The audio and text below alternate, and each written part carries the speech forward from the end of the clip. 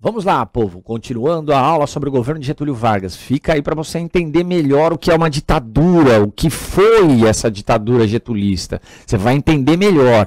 Fica aí, não foge não. Agora vamos falar do governo indireto, 34, 37.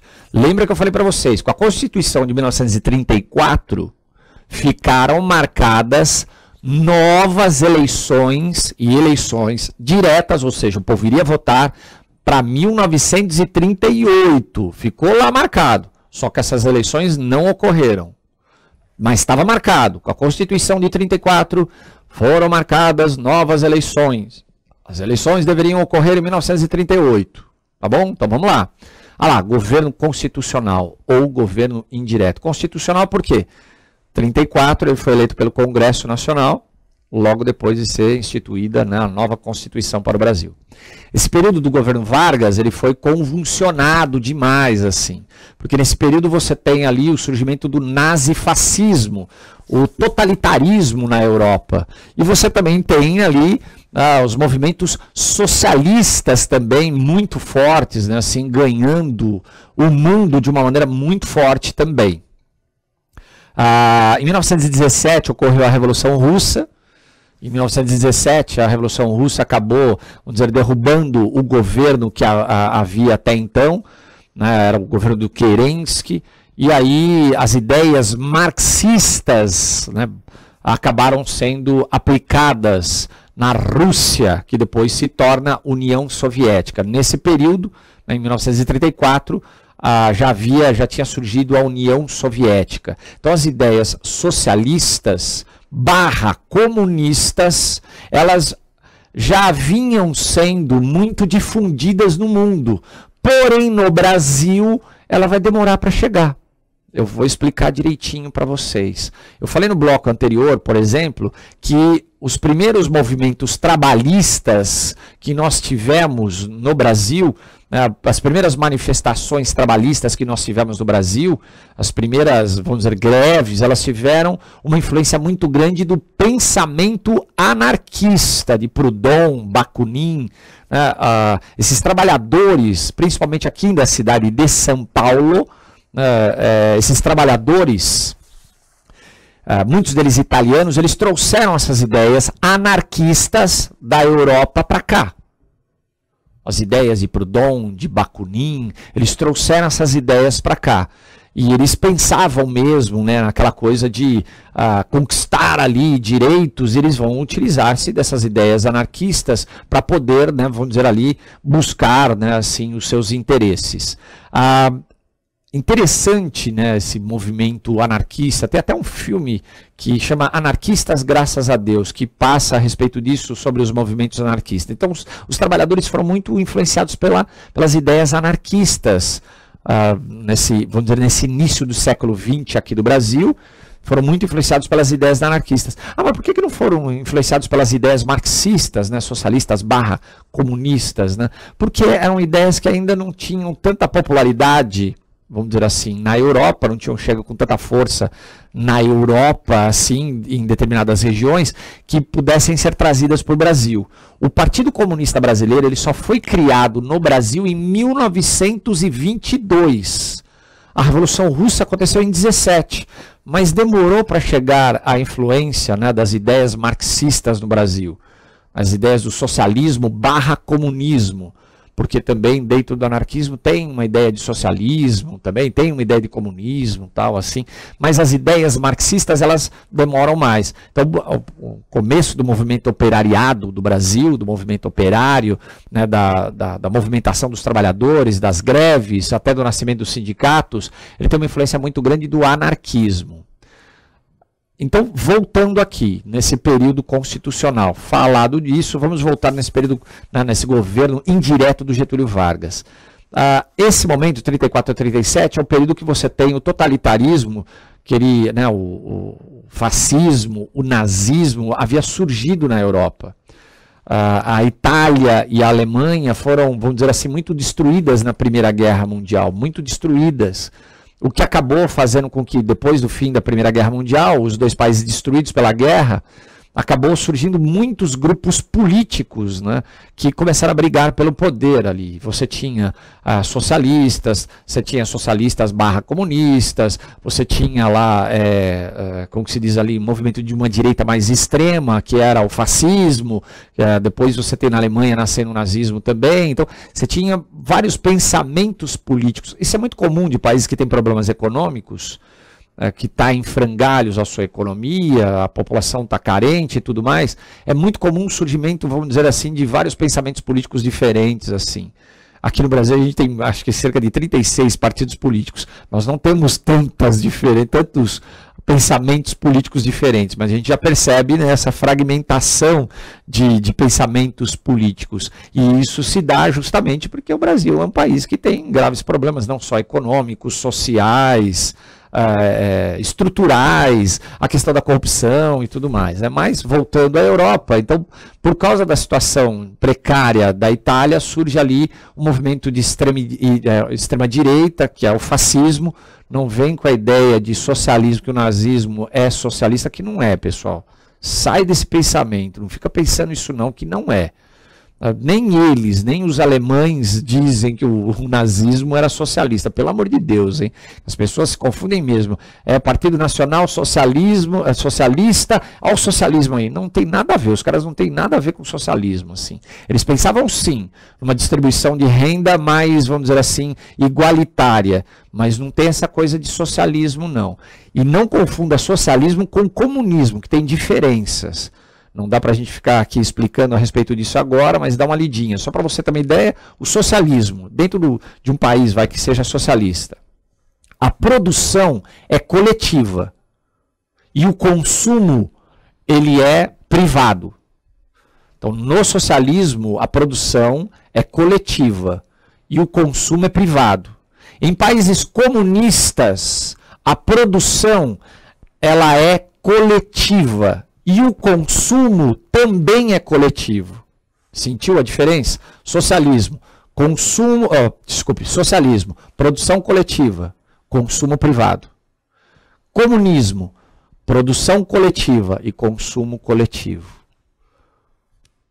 Mas vamos aqui, caminhando aqui. Então o que você tem? Logo depois da Primeira Guerra Mundial surgiu ali movimentos diferentes políticos dentro da Itália, dentro da Alemanha, só que você tem um que acaba, vamos dizer assim, tendo uma ascensão muito grande, que foi o movimento fascista. Surge com Benito Mussolini que cria, né, os camisas negras, o fátio de combatimento, e aí ele consegue, vamos dizer assim, aos poucos, e isso a gente vai falar em outras aulas lá na frente, ele consegue aos poucos ter, vamos dizer, adesão de um número muito grande de pessoas. Em 1923, o Benito Mussolini se torna primeiro-ministro da Itália. E ele vai promover uma mudança muito grande na Itália, inclusive, assim. Ele vai instituir as leis trabalhistas na Itália, leis trabalhistas que acabaram sendo, como que se diz, exemplo aqui para a criação das leis trabalhistas brasileiras, né? Acabou sendo modelo, né? As leis trabalhistas italianas é chamada Carta del Lavoro. As leis trabalhistas é chamada Carta del Lavoro. E o Getúlio Vargas, quando ele vai instituir leis trabalhistas aqui no Brasil, as primeiras leis trabalhistas, ele se baseou na Carta del Lavoro italiana, né? A Carta Trabalhista Italiana acabou sendo modelo para a criação das leis trabalhistas brasileiras. Então, em 1923, o Benito Mussolini assumiu o governo na Itália. E ele vai realmente promover uma mudança muito grande da Itália. Ele vai promover um certo desenvolvimento. Não é um país que consegue uma riqueza enorme, mas é um país que saiu daquela situação de penúria e começa a ter um certo desenvolvimento. Tem todas umas questões que tem que se comentar isso, mas isso é assunto para outra aula. Já na Alemanha, também um país que estava na mesma, vamos dizer assim, condição de miséria, pobreza da Itália, após a Primeira Guerra Mundial. Na Alemanha, o nazismo vai nascer também, né? Também um grupo vai ser criado dentro de uma cervejaria de Munique, inclusive, tendo como uma das principais lideranças Adolf Hitler, um austríaco que combateu no exército alemão. Hitler foi uma das principais lideranças, criaram depois, né, o grupo nazismo criaram a SA, que era tropas de assalto ali, que iriam combater judeus, comunistas, né, assim, eles perseguiam judeus, eles perseguiam comunistas, assim, batiam nessas pessoas, matavam essas pessoas, né, assim. Depois eles também promoveram queima de livros que eles consideravam livros subversivos, que eram livros que falavam sobre um comunismo, até mesmo livros que falavam sobre um socialismo. Livros marxistas foram queimados, né, assim. E aí, aos poucos, vamos dizer assim, o nazismo, né, o movimento nazista, ele também vai ter uma ascensão dentro da Alemanha. O Adolf Hitler, ele vai se tornar o o chanceler alemão em 1933, ou seja, 10 anos depois do Benito Mussolini na Itália. Em 1923 assumiu o Benito Mussolini, em 1933 assumiu o Adolf Hitler. O Hitler que também transformou a Alemanha, ele promoveu um desenvolvimento na Alemanha assim considerável, foi uma coisa de maluco o crescimento alemão, né? Assim, o crescimento econômico da economia alemã, o desenvolvimento foi muito grande, é muito interessante isso. Bom, os movimentos instalados na Europa, movimentos ali de direita extrema, né, os movimentos ali que a gente chama de totalitarismo, né, assim, esses movimentos, né, estavam instalados já na Europa, já tinha lá a Itália, já tinha a Alemanha, posteriormente ainda você vai ter outros também, como na Espanha, com o general Franco e tudo mais, vão ter também, vamos dizer ali, ideias totalitárias também, de governo super forte. Essas ideias, elas chegam no Brasil também. As ideias ali, né, essas ideias de movimento fascista, né, de direita extrema, ela chega no Brasil também. Em 1932, aqui no Brasil, foi criado o movimento integralista. E o movimento integralista, ele tinha como base, como modelo, o nazismo. Então, por exemplo, eles também colocavam uniformes, eles utilizavam um símbolo, né, eles colocavam geralmente um símbolo no braço. Não era a suástica, eles colocavam uma letra grega, né, que era a letra, se não me engano, sigma. A letra grega, que eles colocavam no braço. Eles, ao invés dele, né, daquela coisa de levantar a mão, Heil Hitler, né, eles se cumprimentavam com Anauê. Anauê, que é uma palavra tupi, né, e uma saudação tupi. Então, era muito parecido. Você percebe, por exemplo, que esse movimento integralista, ele é muito... Ele tem como modelo o nazismo e até mesmo, né, o fascismo, só que ele também, né, tem esse modelo e eles pregam o nacionalismo. Por isso que o cumprimento era um cumprimento, né, não é Heil Hitler, né, viva, né, Hitler, né, assim, não era levantar o braço, ela levantava só uma parte do braço, a mão, e a Anauê, que era algo, vamos dizer assim, do nosso território, tupi, né, assim. Então, cumprimento a Anauê, eles marchavam pelas ruas de São Paulo, do Rio de Janeiro, eles marcharam, tem fotos, eu não sei se eu coloquei aqui, olha eles aí, ó. Aqui você tem, ó, a letra, tem a letra sigma até aqui, interessante aqui, a letra sigma no braço deles, pode olhar, esses daí estão levantando até a mão demais, mas geralmente eles levantavam menos a mão. Eles se vestiam ou de branco, ou se não verde, né, a camisa verde, né, a calça mais escura, ou um verde escuro, ou uma preta, tal assim, e eles marchavam, era uma coisa também, né, que tinha também como exemplo muito forte o nazismo e o fascismo, aquela coisa muito disciplinada, né, o cumprimento, o nacionalismo. O que é o nacionalismo? A ideia nacionalista, valorização daquilo que é nacional. Se a gente assume o governo, a gente fecha as fronteiras brasileiras e não é assim qualquer produto que vai entrar aqui, não.